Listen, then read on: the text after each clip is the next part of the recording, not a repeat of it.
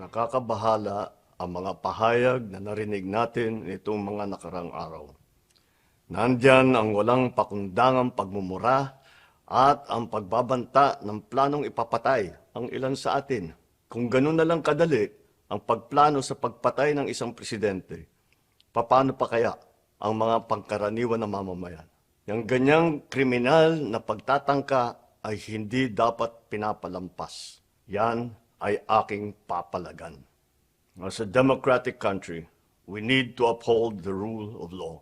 Ako, bilang pinuno ng Executive Department at lahat ng mga nanunungkulan sa pamahalaan ay may sinumpaang tungkulin na tutupdin at pangangalagaan ang konstitusyon at ang ating mga batas. Kaya hindi tama ang pagpigil sa mga halal ng bayan sa paghahanap ng katotohanan. Hindi na sanang hahantong sa ganitong drama kung sasagutin lamang ang mga lehitimong katanungan sa Senado at sa House of Representatives. Ang katotohanan ay hindi dapat itokhang. Tapos na sana ang usapang ito kung tutuparin lamang ang sinumpaang panata na bilang lingkod bayan ay magsabi ng totoo at hindi hahadlangan. Imbis na diretsahang sagot, nililihis pa sa kwentong chicheria.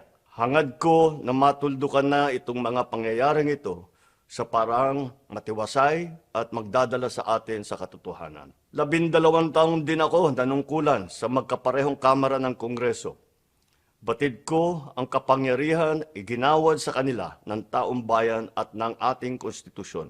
Dahil dito, iginagalang ko ang kanilang gawain bilang isang independenteng sangay ng ating republika. Kahit ang buong executive branch, lahat ng mga ahensya ay hindi nakakaligtas at parating sumasailalim sa kanilang masusing pagsusuri. Bilang isang bansa, marami tayong mga paghamon na dapat harapin at mga suliraning dapat bigyan ng lunas. Sa kabila ng mga pambabatikos, nakatuon ang aking pansin sa pamamahala.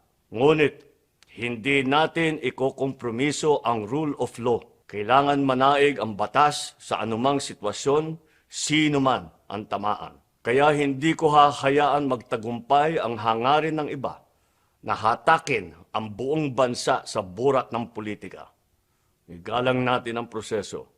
Tuparin natin ang batas. Alalahanin natin ang mandato na pinagkatiwala sa atin ng milyon-milyon na Pilipino. Magtrabaho po tayo sa ikauunlad ng Republika ng Pilipinas at para matamo ang bagong Pilipinas.